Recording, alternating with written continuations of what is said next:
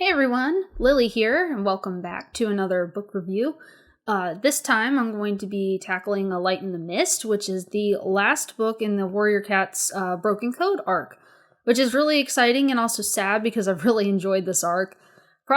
It's definitely moved up into be my favorite arc, and I think in my opinion it might be the best written arc as well, from beginning to end as a whole, which I'll talk about just a little bit. Also, just to note, there will be spoilers, of course. I mean, I can't really talk about this book without spoilers at this point. So if you have not read this book or read the arc, I really highly recommend, for one, reading the arc, and for two, if you've gotten this far, read this book. It's a really, really good finale.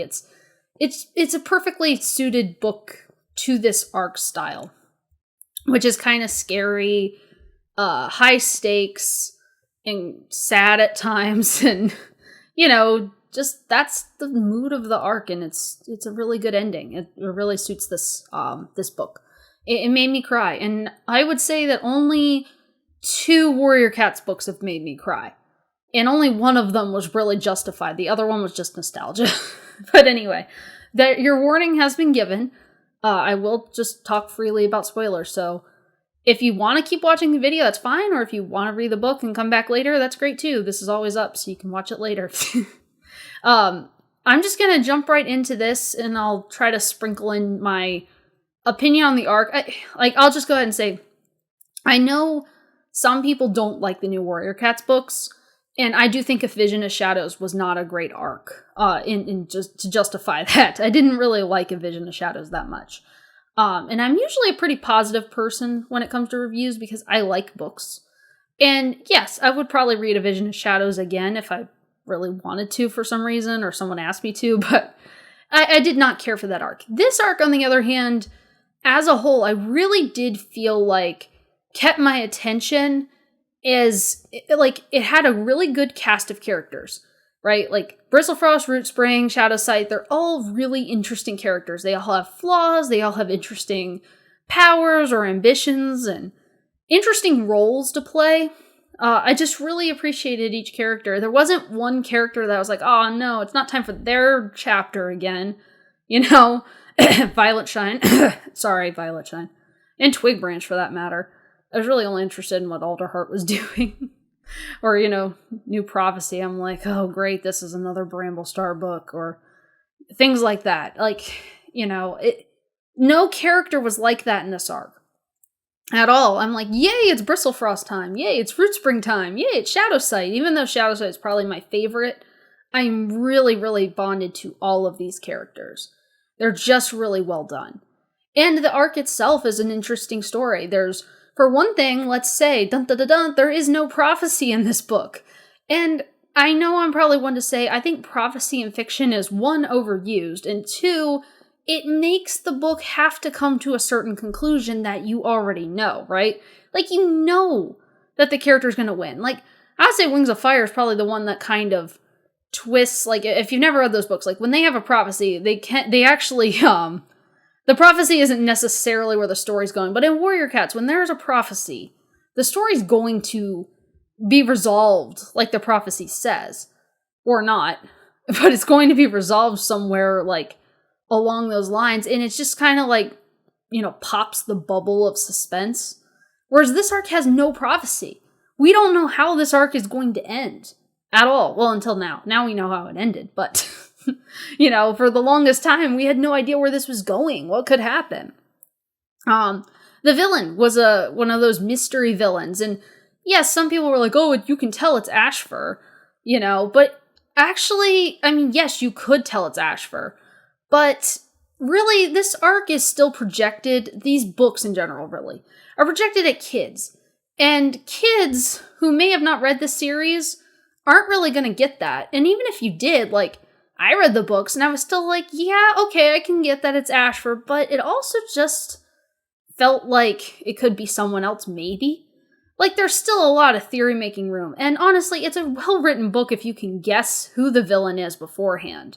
And I like that it was drawn out enough so that we were not like, yes, it's Ashfur, and it's revealed it's Ashfur in book 2, so we can get a whole nother villain for the, second half of the arc, which has been a problem for a long time. And every book ends in a cliffhanger, which I think was well done. Like each book has a suspenseful ending that keeps you kind of on your toes for the next, bit of the book. And while there is definitely a semi-climactic event that happens in the middle of the book, which is also appropriately done, the ending is also the really big deal, right? And it is a big deal, and it's really well done, and there's a good amount of epilogue too, and explanation that I think needed to be there. So yeah, just in general, my thoughts as a whole on the arc, that's just broadly. I think this was a very well done arc, and it needs more love. So if you haven't read the arc, it's really worth your time to go read it, and all the books are out now, so you can read it kind of in a quick little spin if you want. All right, I'm going to jump into A Light in the Mist, and I'm going to start with the cover. And mind you, this is probably one of my favorite Warriors books. I think this has definitely gone up the list of my favorite Warriors books. So I cried in Path of Stars when Greywing died, because it just hurt me when he died like that. And I cried in The Last Hope when Firestar died. I guess it's all these last Warrior Cats books that I've cried over, huh? But because it was just nostalgic. I was sad he was gone, even though it felt fitting. I was really crying over Greywing. I cried a little over Firestar, and then this one made me cry somewhere in between the two. But it's a good book. It's really, really good. But it's almost so good that the things that I found disappointing, I almost found more disappointing, because the book was so close to perfection that there's like 3 things in this book that I was like, I wish that could have been different, but it still doesn't change my opinion. It's still a fantastic book.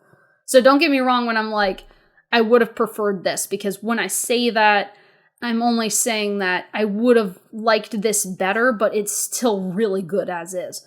The first thing is the cover, which is really, really minor. It's got Bramblestar on it. It's a nice looking cover. Overall, I mean, as far as this arc goes, this arc in general, the covers haven't been spectacular. I don't like the close-up cat head. I like more of a full body shot better. But I still do like them, and they've been very eerie, kind of atmospheric. I like that. But this cover has Bramblestar on it, and while Bramblestar has been a major player in this arc for sure, I really, really don't think this was a good book cover to have Bramblestar on, because he's not really in the book at all. He only has a few lines. Most of the book action takes place in the Dark Forest, or, later on in StarClan a bit, and stuff like that. Bramblestar's only lines are when Ashfur's going back to persuade the clans, and even then, Misty Star has more lines than Bramblestar. And then a few at the end when he's kind of addressing the clans and they're talking about code changes and whatever. But, yes, we'll get to that later. But really, I feel like Bramblestar, while he was a major player, should have maybe had a book cover earlier in the arc. If we'd shuffled around, say, the books, Ashfur might have been a better character to have on this book cover and Bramblestar on the last one, or, maybe do Bristle Frost on this cover compared to Bramblestar. I don't know. I almost think any of the other characters except Squirrelflight and Bramblestar, book 4 and 6, Squirrelflight's on the cover of Darkness Within. Almost any of the other characters on the book covers would have been a better choice, in my opinion, if we're going to shuffle. Now, might I offer some alternatives, since Bramblestar's had 3 pictures now of him, but book covers, but I do kind of think that some alternative characters that had more of a role in this arc that could have had a better cover would have been, say, Snowtuft. Snowtuft has quite a role in this book, although he, dies really quickly at the beginning, unfortunately, which I'll get to in a minute. But, I think he would have been a really good character to have on this book cover. And, because we could have seen his, face. And then you could have had a white cat, which I think would have been a nice, a light in the mist, a playoff. Bramblestar's really dark. It doesn't scream a light in the mist to me. But having, a white cat on the front cover, then the title is A Light in the Mist, could have been really cool. I think, and you could have seen a scar and everything. Had some official art of a cat that's never had any. I think that would have been really nice. Another couple options could have been Misty Star. For one thing, she was a major player in this book. She's had some cover art before, too, now, with the Starless Clan River book cover being out. And another one I thought would have been a good one is Gray Stripe. He was a major player, far more major than Bramble Star. Could have had a book cover. He's only had one book cover in the series, and that was on Forest of Secrets. And then Firestar. Firestar has had the most book cover art of any character, but he plays quite a role in this story, so I feel like he could have been the cat front center. Personally, I think Snowtuft would have been the best, or rearrange the covers, but that's just my opinion. It's a very, very nitpicky thing. The book cover is lovely. It's just, I don't feel like Bramble Star was a major character, and I think the book covers usually present a character that is a major player, and I feel like Bramble Star wasn't, so that's just, I don't know. It's just a nitpicky thing, in my opinion. Anyway, let's get in the book. So, my next little nitpicky thing was, well, I'll get to that in a second. Okay, first let's start with the prologue. Prologue, fantastic. I was really kind of worried going through this arc that they weren't going to explain how Ashfur kind of did what he did and why. And I'm really, really glad the prologue covered that. I really still think Ashfur would, just kind of deserves a novella at least of some story where we can see, his perspective even when he was alive a bit. And then explain his kind of descent into madness a little. That kind of thing would have been really cool. And I don't know. But this prologue was fantastic. It explains everything perfectly. It was so satisfactory. I loved it. And I think that was really well done. Then, of course, we have, Rootspring and Snowtuft were fighting, and then Snowtuft sacrifices himself so they can get away. And that's my only, one more nitpicky thing I have. There's only one more after this. Is I really feel like Snowtuft died too soon in the story. And he died off screen, which really drove me nuts. Because Snowtuft has been presented as this redeemable character from the Place of No Stars. Not Path of Stars. The Place of No Stars. The book. He's been presented as, a redeemable character. A good guy. A guy who doesn't want to be there, or at least save his home. And honestly, he's still better than the Dark Forest cats we meet later, arguably. Although Sparrow Feather, I think, was actually turned out to be a pretty sweet cat overall. But Snowtuft did really good job, and I still would have liked it if he sacrificed himself and died, because that would have felt fitting, but I wish he could have done it, for one, on screen, and for two, later in the story, more at the climax. I think would have been better than here at the beginning. We could have had, anything happen to Ashfur. Maybe they still got away, but, I would have liked it if Snowtuft could have been around longer and actually done more and died later when it was more important. Because by the end, you almost forget about him. Because there's so much going on that you almost forget that he died at the beginning. And I think that's unfortunate. I really wanted Snowtuft to do more. I would have loved to see him redeem, but I do feel like that would have been too easy. Just if he had died on screen in the final, battle with Ashfur would have been perfect for me. I would have loved that. Perfect ending for my Snowtuft boy, who I do love, but on top of that, this boy needs, a super edition. I'll settle for a novella, but super edition, please. I want that. Actually, I really want a super edition now for, half these Dark Forest cats. Come on. Why are they here? I have questions. Except for Red Willow. We know why he's there. And Juniper Claw. Poor Juniper Claw. Anyway, moving forward. We learn a lot about the Dark Forest cats as a whole, which I think is really, really cool. Because we know a lot about the Dark Forest. We knew a lot about the Dark Forest cats, some of the really evil ones when we were, the famous and evil ones when we were in Ivy Pool's perspective back in Omen of the Stars. But we never really learned about these, minor Dark Forest cats that were just kind of floating around and kind of we didn't learn much about them. So I'm really glad we got to learn about them now. But anyhow, so basically, the cats split off, and then they kind of go their separate ways for a little bit. Like, Shadowsight tries to persuade the clans. He doesn't, do much during that time, except tries to persuade them. But Rootspring has a really interesting interaction with Firestar, which is really cool. We get to see more of his power put to use, because I take it only Rootspring and Firestar could have that connection, because Rootspring could have that connection to Spirit Cats. So that was interesting to see. And we get a little Firestar perspective, which was funny. I thought that was funny, kind of stuck in the book. Firestar actually got a POV again, which was kind of cool. And then Bristle Frost, I think, actually had some of the most interesting interactions, where she's trying to recruit Dark Forest cats. Sort of unintentionally, but she ends up doing a good job of it. She has little funny interactions with them, because she they try to possess her, and they bump her on the head, and it's really funny. And she's just kind of giggling at them, and I think that's hilarious. And she ends up recruiting them, and I'll tell you, if you had asked me which Dark Forest cats could be redeemed, I probably would have told you, well, definitely not Maple Shade, and I was right. Definitely not Darkstripe, and I was right. But I really would not have guessed Maggot Tail. And yes, Maggot Tail is a rude boy who goes along with the plan loosely, but he sticks to it. I really did think Red Willow, because he was a clan cat not that long ago, was redeemable.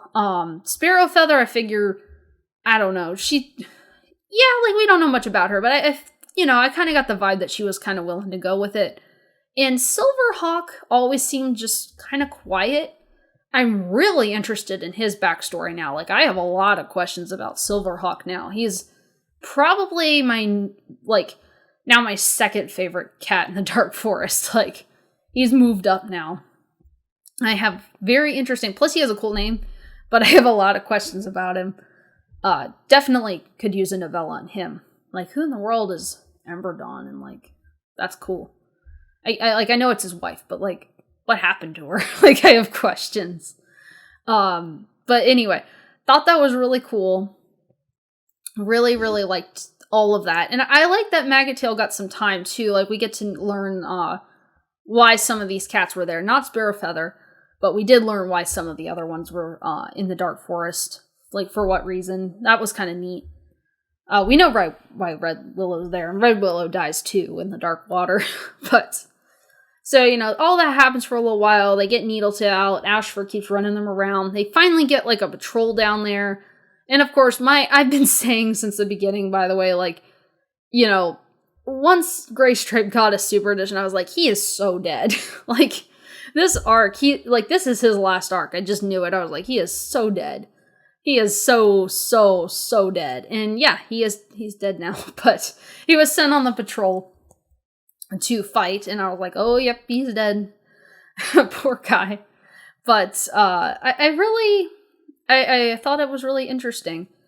All the cats, working together and stuff. You got Star Clan, you got Dark Forest cats, you got Living Cats. It's just kind of this hodgepodge of patrols. It's kind of almost a reverse of the Dark Forest battle in Omen of the Stars, where it's almost the Living Cats have to go help Star Clan battle, whereas it was the, Star Clan cats had to come help the Forest battle. It's just really funny. And it was good. It was definitely different. And I like that all the cats that went to fight were relatively new or underused cats. The only cat I really don't understand why they were on the patrol of StarClan cats is Redtail. And it's not that I don't like Redtail. I think Redtail's fine, and it was fine the way it was. And this is so minor. But I do feel like maybe Stonefur would have been a better choice. Because he has a connection to Misty Star. I think would have been more interesting to see. Because Stonefur hasn't done much as a StarClan cat really at all. Not a lot.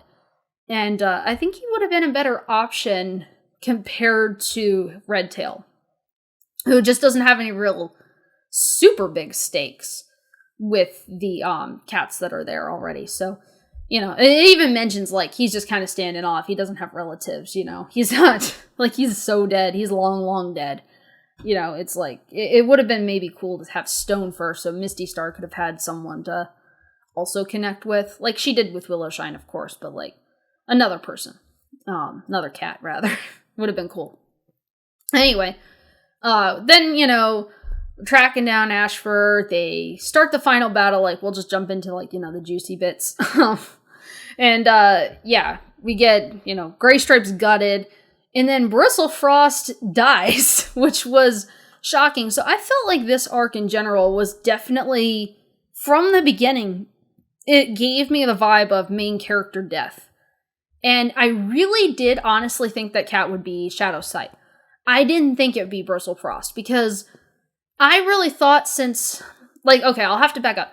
When A Starless Clan was released, and Bristle Frost and Fruit Spring were not the parents of the main characters, I assumed they were either going to run away or break up. I just didn't think that they would kill off Bristle Frost or Root Spring. I was right about Root Spring, but not Bristle Frost. But I figured Shadow Sight was easily disposable. One, he had a connection to Ashfur. He's been really torn up at this point, like, physically, like, just bloody bath, poor guy. And while he's my favorite, I did think that he would probably be the one to die. Especially because he's like, the clans end up being like my kits because I'm a medicine cat. He was talking to his dad. Like, I felt like he had, like, I felt like they were setting him up to die. And I guess he kind of would have died if it wasn't for Bristle Frost.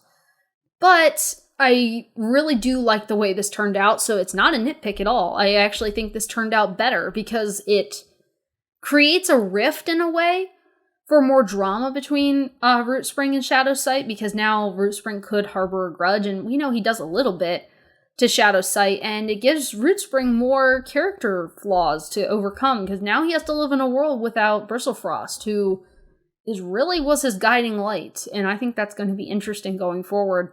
If we get like a Root Spring Super Edition or something one day, would be awesome.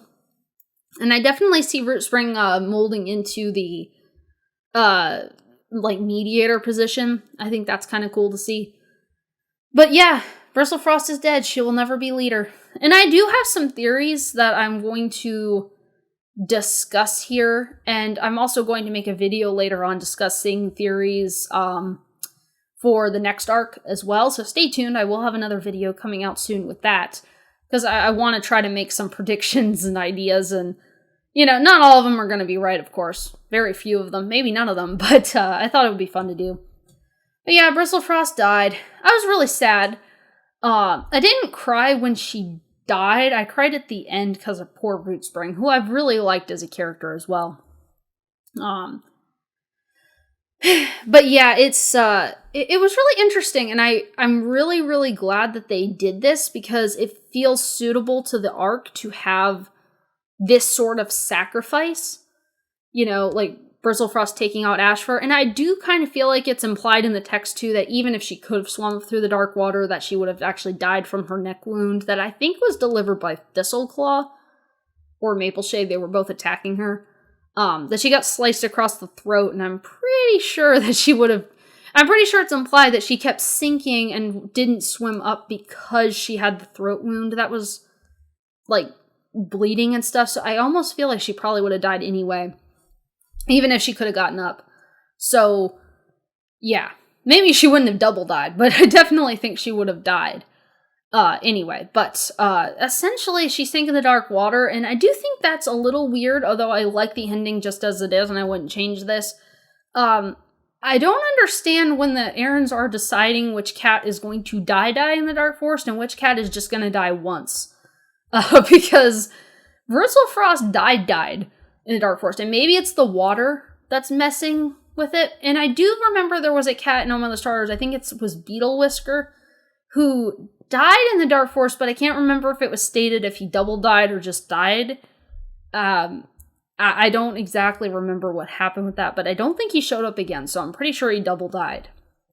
And then we also have Antpelt of Wind Clan from Omen of the Stars died in the Dark Forest, and he went to the Dark Forest. So, and then we had Willowshine also die in the Dark Forest when she was diving. and her body was still intact and she just couldn't reconnect with it, but she died in the Dark Forest and was still able to get to StarClan. So it's not nitpicky because I really like Bristle Frost's death. I just don't understand that.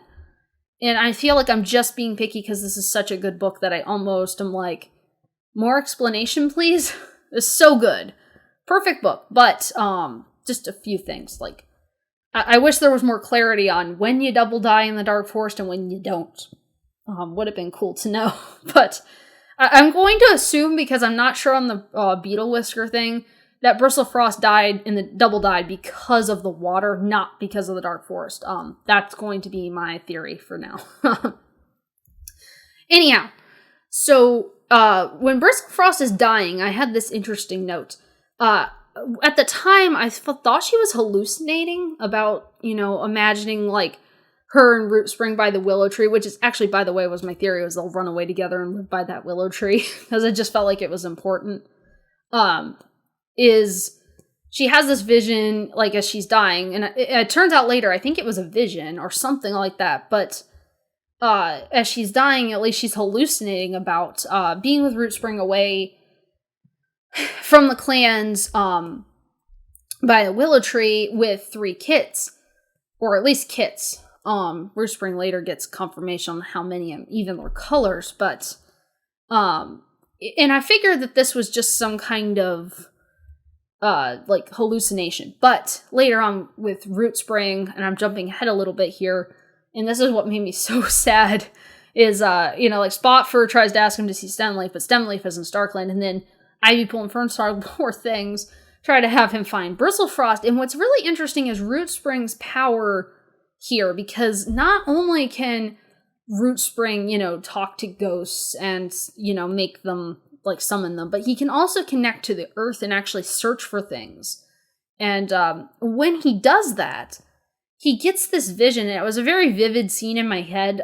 Bristle Frost's death and this scene were, like, really vivid in my head. I wish I could animate, because I would. Like, they're very, very vivid scenes in my mind. But we get, Bristle Frost had that, but then we also get Root Spring having the exact same vision, essentially, of him and Bristle Frost by the willow tree together, away with 3 kits, and he even knows the colors of them, but he can't find Bristle Frost per se, but he finds this vision. And I find that really interesting, because there's one thing that's been unclear in the Warriors fandom for a long time is, what happens to the cats that double die, right? Like, do they disappear forever and that's it? Are they reincarnated, is one theory. Like, for example, like when Spotted Leaf died, was she reincarnated as another cat? Or could she be in the future? Or, the other thing is there a second StarClan? Which we have some evidence that there is something higher than StarClan, because we know the 3 in Power 3 were, well, really in Omen of the Stars. We know Dovewing, Jayfeather, and Lionblaze were able to have powers and come to the clans because of something higher than StarClan. StarClan didn't have power over that or know exactly where they came from. So we have evidence that there is something higher, but now I've actually developed my own theory, and I don't know if it's just garbage or not, but considering the fact that Root Spring can connect to ghosts and such, right? He has that ability. If cats double die, I kind of have this theory that maybe they go and live, as Yellowfang said, and I think it was in Fading Echoes, she said, cats that fade away earn their peace. And I have a theory that the cats that do fade away do actually get to earn their quote-unquote peace. They get to live forever, this blissful, imaginary sort of parallel realm where they get to live whatever was their paradise, essentially. Like their total peaceful paradise. And for Bristle Frost, that would have been away from the clans, under that willow tree with Root Spring, raising their kits. And that's what she's doing. Who knows what Spotted Leaf's would have been? Who knows what Ashfur's is? I don't know if there's a torture second place, or if a cat like Ashfur gets to be peaceful again. Like, does he get to be with Squirrelflight, or maybe he's just friends with Squirrelflight in that alternate reality. I don't know, because he doesn't find Ashfur. He just finds what Bristle Frost saw. So my theory now is that they actually do earn their peace. They earn whatever would have been their most peaceful, happiest life, and they get to live it forever, as far as I know. Anyway, that's my theory. You can take that and run with it if you want. I don't care. It's just an idea. I don't know if that's garbage or not. Just based off what we know in this book, because this is the first perspective where we have a cat that actually double dies. We know from perspective what happens to a cat that dies and goes to StarClan, and if you read Greywing's death, it's very, very different. Upon doing that, like Greywing, gets to see Turtletail. I'm pretty sure it is, and he gets to float kind of above his body a little bit and see his mate and kit's all sad, and he gets to go to StarClan, and it's like we get to see that, as well as Shadowstar. When she dies, we get to see what that kind of looks like. But with Bristle Frost, she's double dying, so we kind of get to get a perspective, and that's just my theory. Really love Bristle Frost's death. Then we get to go to StarClan and hang out for a little bit, and the code is actually changed, which I really like. It was rearranged, and then also up for debate to be altered, which is going to happen in the next arc. Really like how they set up for the next arc as well, by the way. It gives some suspense. It makes me more excited for that arc, because now there's some questions, right? I really like that. But the code was reordered, and I'll tell you, I didn't actually think that the code order mattered as far as their importance. I thought it was just a code of laws that, existed, and each one was just that same level of importance. And that was just chronologically how they came together, when I read Code of the Clans. I didn't take it that the first code was, the most important code or whatever, but apparently it matters. Or maybe it didn't, and now they've decided to make it matter. I don't know, but it's rearranged. And I really do like that change. I think it's been really cool. I like that they're, deciding to edit some things and make some adjustments and make the clans not as mean with each other, because it is so much more fun when the clans interact as, these units. Yes, they are separate clans. ShadowClan is its own entity, but yet they can come together with ThunderClan and they can go to each other's camps and not be super aggressive and suspicious. Come on. That always drove me nuts, and I love this now. I really like this change. And I think it'll be cool when they adjust the cats having mates outside of their clans. I hope that they really change this not just, cats can move clans, because that's been happening for a long time. I also hope they do it somewhere along the way of, cats, could have a mate in another clan and still have their clan or something. I think that would be cool. But, I really like that. Oh, I had one more nitpicky thing to say as well. My only other issue with this book is I really thought, since the Dark Forest cats were, getting a somewhat of redemption arc, and yes, I guess you could say Juniper Claw got one, even though he's now in, a suspended limbo, I suppose, guarding the tunnel, which is actually a really cool concept for a cat to be, the tunnel guardian. I like that. But, I wanted to see cats like Sparrow Feather, for example, or or maybe, if Red Willow had lived, right? Get a redemption and maybe be accepted into StarClan.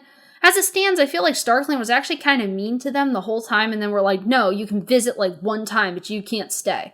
And I feel like it should have been you know what, these cats really fought, and it's let's give them another trial, or an option. And I feel like it would have made them less pretentious and more interesting, and I feel like maybe Snowtuft dying at the climax could have helped this.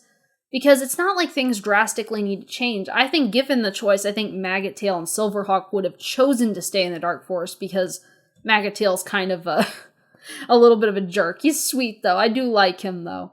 Now, more than I used to. And Silverhawk feels to me like he has some sort of weight on his shoulders, where I think he would have chosen the Dark Forest out of some kind of duty that he feels like he's supposed to be there.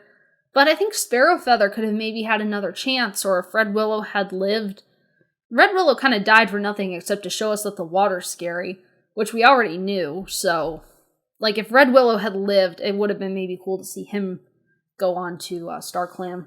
Would have been interesting. Well, that's my last nitpicky thing. Then Graystripe dies, and he has a sweet little death scene. I thought it was a really good death as send-off to Graystripe. I also found it interesting that when he was in StarClan, he was actually more interested in Millie's family, Millie and Briarlight, which I found interesting. Because I guess I think a lot of people are so like, yeah, he's gonna be like, oh yeah, Silverstream, he's gonna go hang out with her and Feathertail, and that's it. Like, no, like even when, I think it was, was it Alderheart? One of the medicine cats had was conversing with StarClan, and they talked about Graystripe and were like, yeah, he's hanging out with, Millie and Briarlight, and he's so happy, but not Silverstream, which was kind of interesting.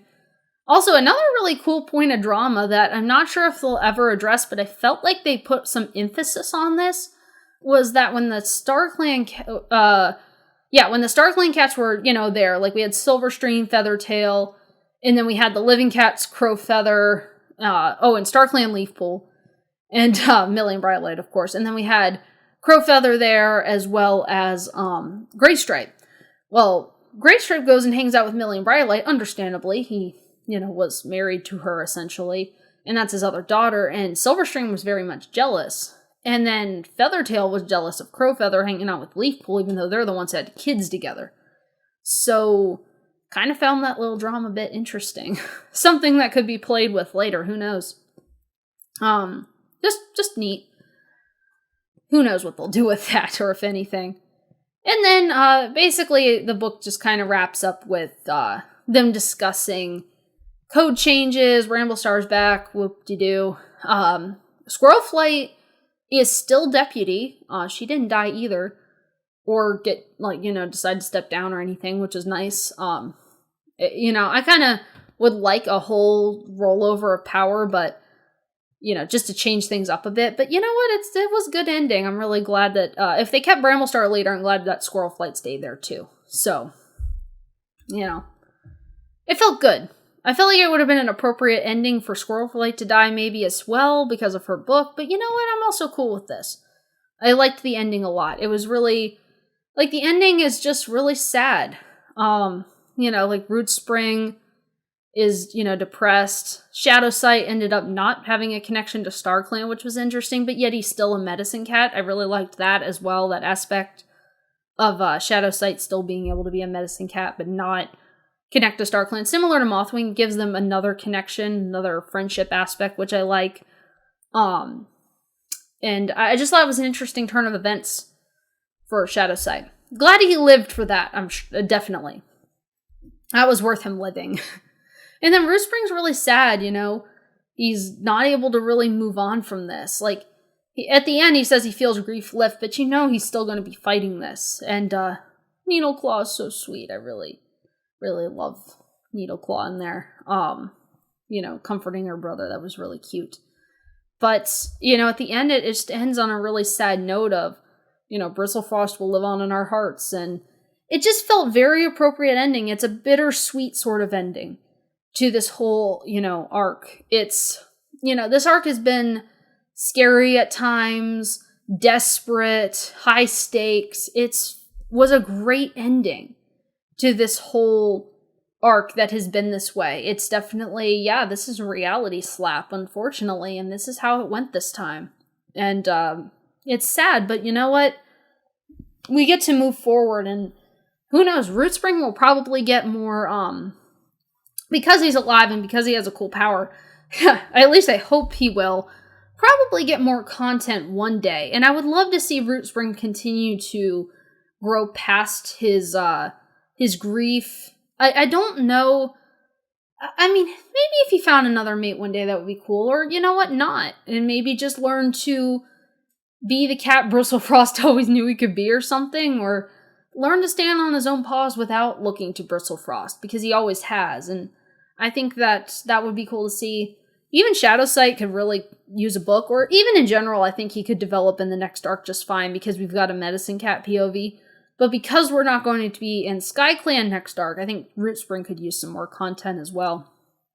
But yeah, that basically wraps up my feelings on the arc. I guess another note was that Darktail was actually in the Dark Forest, but he kind of showed up, didn't do much, and then died pretty quickly, so I was like, oh, cool, Darktail, and then he kind of just died.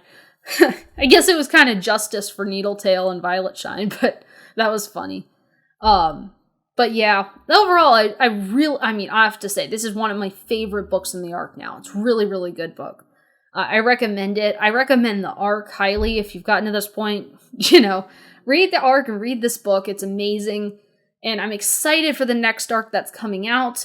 Stay tuned. I will have a video coming out with theories about, where I theorize about the next arc. I'm going to theorize plot points, characters, character names, because now that we know Whistlepaw is going to be a Medicine Cat apprentice for sure, I was thinking she obviously would be because it was mentioned, but now we know for sure she will be, so I'm going to theorize some name ideas, all kinds of stuff. So stay tuned for that. I'm going to have a full theory video.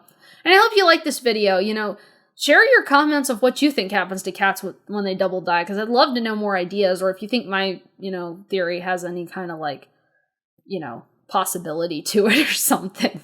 It's just a thought, and I can talk more about it in my theory video as well. But anyhow, I hope you guys have a great day, and I hope you liked my book review. I'll see you guys later. Bye.